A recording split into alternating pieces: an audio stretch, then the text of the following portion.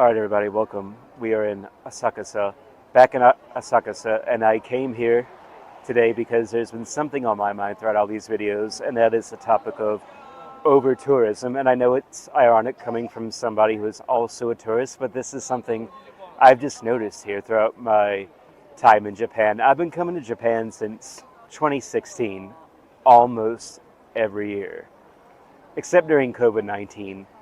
And I mean, every year I come back, I just notice more tourists are here, which the reason why is because Japan is a really amazing place to visit, but it also creates a sort of contradiction or conundrum, really. Like, Japan is very popular, yes, but as more and more tourists come, can Japan manage to keep its identity intact? And I mentioned this last time in my video about Himeji Castle. Japan is very good at preserving its history, but as you can see behind me, all these tourists here, me included, I'm adding to the problem, but all these people here taking videos, snapping pictures. How can Japan preserve its history while keeping its identity intact? And I think we'll go through Asakusa today, paying particular attention to all the tourists here to see how this works actually. So glad to have everybody here with us as we go through Asakusa here. All right, so here we are. We're turning things on its head here.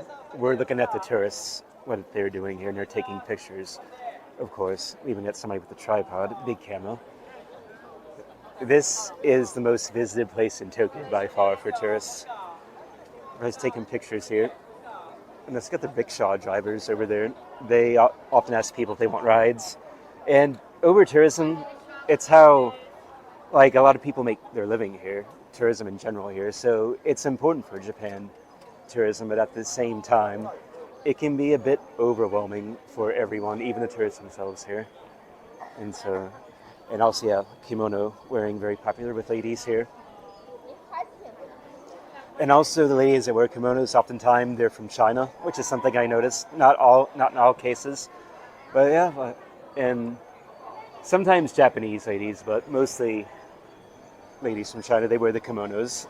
And look, more picture taking pictures of the crowds themselves itself here. That's very popular to do.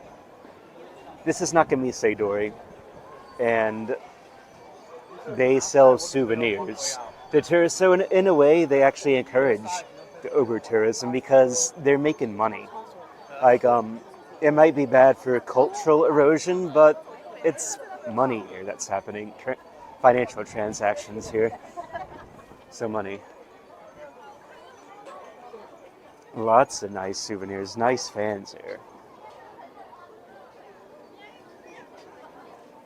And you can see a good bit of Westerners here throughout the crowd. And tourists from China love to come here. Doing street interviews in Chinese, I often pick this place because you'll see so many tourists from China who come here. Very popular. For tourists all over the world, really, to come to Asakusa. There's more video taking, of course. They're doing the same thing I'm doing. Again, I'm adding to the problem, being honest about it. And we're getting closer to the temple, but look behind me. That is a sea of people. All tourists, 99% of them. Locals hardly ever come here, but I'm guessing. It seems like it anyway. Yeah, here we are. Temple coming up. Yes. Second gate here. Tourists love to stand around here, especially take pictures. This is a good spot for tourists just to mill around. Great place to do interviews. Probably come back for a second video for interviews here, or third video rather. Actually fourth. This is just a great place to film though. Asakusa, because there's just so many tourists to talk to here. It's getting closer to the inner part of the temple, the main part here. There's a pagoda over there. There's some people taking pictures. I'm surprised more people don't take pictures of that over there, but there's a few though. All right, so here we are at the main part of the temple itself. There's somebody taking a picture with a dog. How about that? Yeah. Also, dog pictures are popular. Taking pictures with dogs here.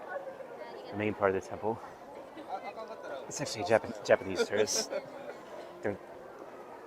You'll see Japanese tourists sometimes. I think it might be just half Japanese and half foreign, or maybe just a bit more foreign than Japanese tourists here. Okay, yeah, this is you could tell right off the bat, like over tourism, or maybe just a ton of tourism happening. Look at the tour group right in the middle of the temple. That's a Doraemon flag. Interesting. Doraemon. Look like a Western tour group there, it seems. All right, we're going to move away from the temple here. Look at over there. Yes, so many people here. Sea of tourists here. That's quite an impressive visual. Place is really popular. Looking out from over here. All right, we're just up to the side of Asakusa Temple. There's a tour group. There's a tour group. That's a Japanese tourist group. Oh, it's not common, but there you go. Usually foreign tour groups. There's more picture taking. It's behind us there. Great views here. This is a great day. Good weather. Very good weather. It's also November by now, but still you got lots of tourists. You know, it's getting towards off season, which is interesting. I didn't expect there to be that many tourists because it's November. Of course, the foreigners like to dress up in the kimonos, which is perfectly fine. It's not offensive to Japanese people if a foreigner is going to dress up in a kimono. They actually like it. It's only Westerners who think it's somehow offensive. But the Japanese people, it's seen as a compliment. Dress up in a kimono, so feel free to do so when you come here, maybe. This is a beautiful place here, just off to the side. Of course, you got the tourists again. So many tourists taking pictures, right? Good reason, though. It's a beautiful place here. I'm always walking to people's shots. I feel kind of guilty, but it's impossible not to do that here. Oh, more picture taking. Picture taking everywhere. It's a bit overwhelming, to be honest. But I'm taking a video, so I'm part of the problem, I suppose. Birds. Beautiful trees. I can see why they're taking pictures now. Look at the trees. The trees here. So yeah, it's the reason why there's overtourism, because of how beautiful this place is.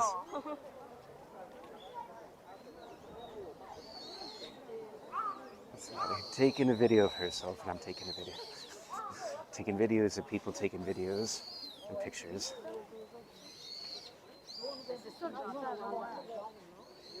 French. I hear French. All sorts of languages you can hear.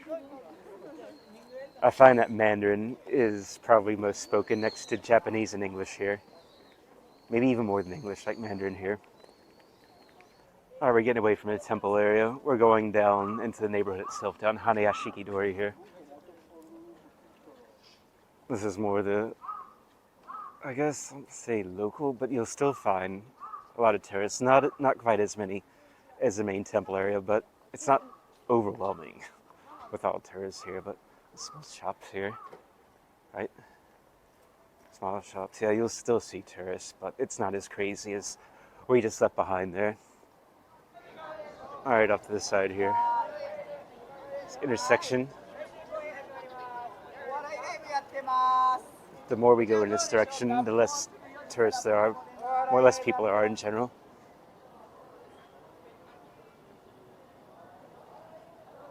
A lot more quiet over here. Not really even close back to Kaminarimon Gate, the main temple. Usually the closer you get to there, the more people you'll see. Crowds are starting to get a bit bigger again. Yeah, a lot of places are pedestrianized around here, which does encourage the over-tourism phenomenon that we do see here in Japan. They just make things, the infrastructure, so good for tourism, they become a bit too successful, some would say, which attracts the hordes of tourists, the foreign tourists who come here. It's the Japanese tourists as well. Still,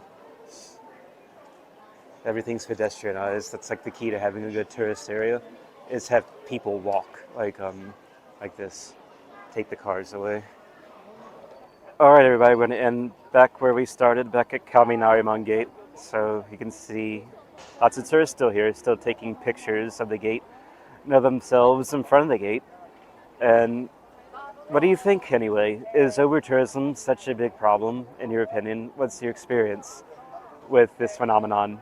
Not just in Japan, but maybe other countries, because there are benefits for the economy, but at the same time, it does dilute the cultural identity of the country over-tourism happens to be in. And Japan is no exception. But anyway, I'm going to go here, so thanks everybody for watching, and if you like these videos, please don't forget to subscribe to my channel. I have more coming from Japan, and I'll see everybody for the next time.